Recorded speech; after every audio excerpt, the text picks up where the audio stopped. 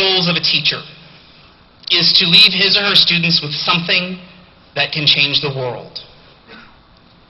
And this year, I have already seen you do that. Besides being one of the most honorable young men I have ever met,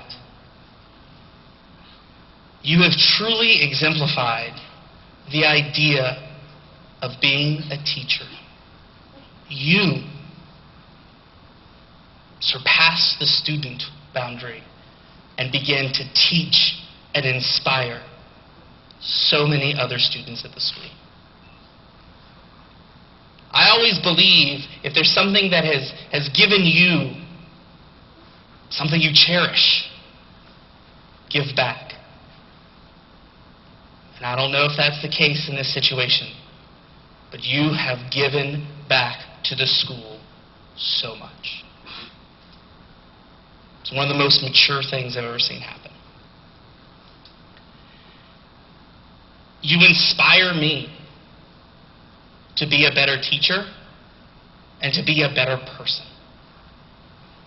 And I've had so many conversations with students, and you've done the same thing. You may not realize your influence, Conan, but it's great. And it will continue to be awe-inspiring. You will continue to pay it forward, and I know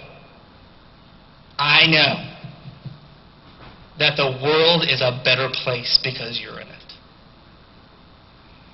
So thank you for calling this home, and thank you for being a Chaparral Star Academy graduate. As valedictorian of our class, Conan will now speak a few words.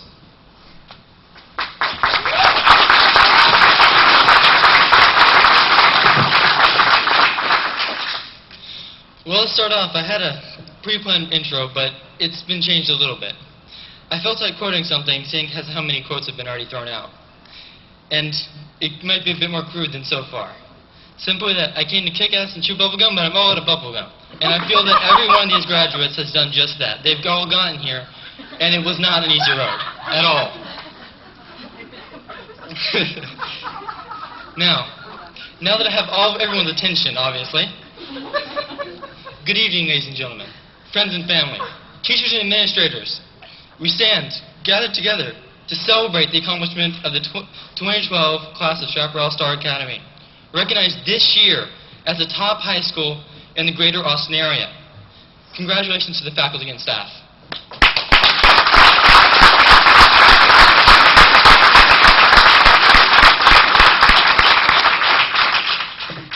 To my fellow classmates, we've made it.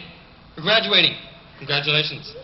Congratulations not only to us graduating for achieving our most important life goals up to date, but also congratulations to our teachers, parents, friends, families, and administrators. Our success is your success. For you have given us the freedom to dare, the courage to excel, and the belief that we can achieve our best. You have been there with support and care.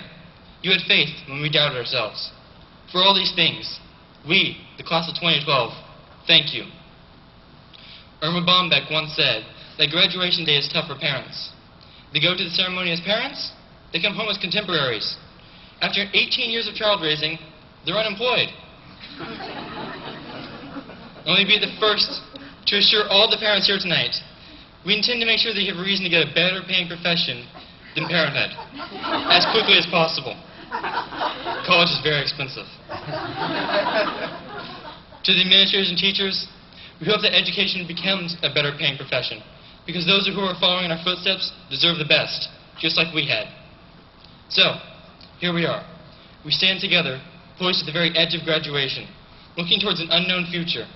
Soon each of us will go forth, in his or her own unique direction, seeking to make a mark upon the world. What will that mark be? Only time will tell. As a wise man once said, all that stands between us and the top of the ladder is the ladder. And it is the ladder that I wish to take a moment to speak about. Accepting the responsibility that comes with living in this great country of freedom, prosperity, and opportunity means that we must now face the greatest crisis of our times with hope and resolve. We must learn to apply our prosperity, technology, and freedom to the greatest challenges facing our world today. In 1920, the United States passed the 19th Amendment to the Constitution, granting women the right to vote. Since then, there has been much legislation extending to the women the right to vote to be equal in society. Yet today, women still earn 70% less on average than their male counterparts. In 1964, the Civil Rights Act was passed, which made it illegal to discriminate against someone based on the color of their skin. Yet today, non-whites suffer disproportionate conviction rates and prison terms compared to their white counterparts, not to mention ongoing disparities in income and employment opportunities. Last year, Mississippi passed legislation making it illegal for an employer to discriminate against someone based on their ownership of firearms, despite the fact that there are no instances of this occurring. The Supreme Court ruled that corporations are people and are entitled to the same rights and protections as U.S. citizens. The military repealed Don't Ask, Don't Tell, yet today we live in a society that has active discrimination against citizens based on their sexual orientation, some of whom are in harm's way right now, protecting our right to discriminate against them. To bring it closer to home, the average teacher makes less in their career than a Fortune 500 CEO will make in 1 year's bonus. I know. CEOs are responsible for producing goods and services that enhance the quality of our lives. Well, guess what? Teachers produce CEOs. This is one of the challenges that we must face heading on, actualizing equality. To finally learn to live on our founding documents that say, we hold these truths to be self-evident, that all men are created equal, that they are endowed by their Creator with certain unalienable rights, that among these rights are life, liberty, and the pursuit of happiness. Actualizing equality, however, is not enough. We must go beyond that. We must learn from each other, accept each other, and work together. In the public school system in Central Texas, I have been in class with geeks, slackers, punks, and dorks, emos and preps, whites, blacks, yellows, browns, and reds, rich and poor, conservatives and liberals, Christians, Jews, Hindus, Buddhists, agnostics, atheists, and Pastafarians. And then, there were some unusual kids. But no matter what, we all found a way to not only coexist, but to get to know each other, to reach across the divide of our differences, and form lifelong bonds. We must carry this forward as we become the leaders of our nation. We need to help create a culture that celebrates our differences, not enforces conformity. We need to find the strengths in each of our uniquenesses, instead of exploiting each other's weaknesses. In this polarizing society we are inheriting, we need to become the voice of compassion, acceptance, and hospitality, so that together we can make this nation an even better place to live. But change is not the only challenge we are facing. We are faced with the daunting challenge of carrying on the great works that our parents, grandparents, and great-grandparents have begun. Someone has to be ready to step in the huge shoes that Jerry Lewis is leaving behind with the Muscular Dystrophy Association. What about Bob Hope's work with the USO and his lifelong investment into the care of our troops? Who's going to take Oprah's chair and work so tirelessly to bring hope and inspiration to millions? When John Bon Jovi and Jimmy Carter have to quit their work with Habitat for Humanity, who will step in?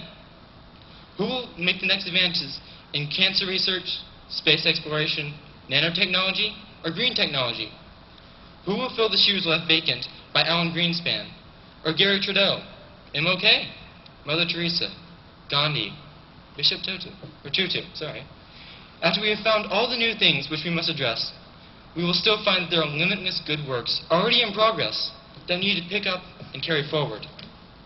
And when we are done, we will discover the same thing that our parents, our grandparents, and our great-grandparents discovered, that our greatest legacy will be helping to build the ladder upon which the next generation will climb, hopeful that our shoulders will be strong enough to help them climb on top of.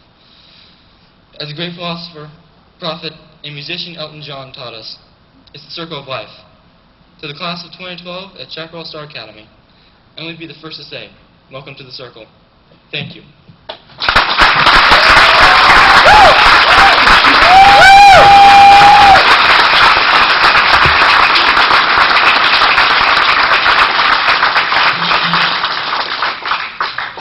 Attending ACC next semester to eventually transfer to the University of Texas at Austin to study engineering. I give you the 2012 Chaparral Star Academy Valedictorian, Conan Goldsmith!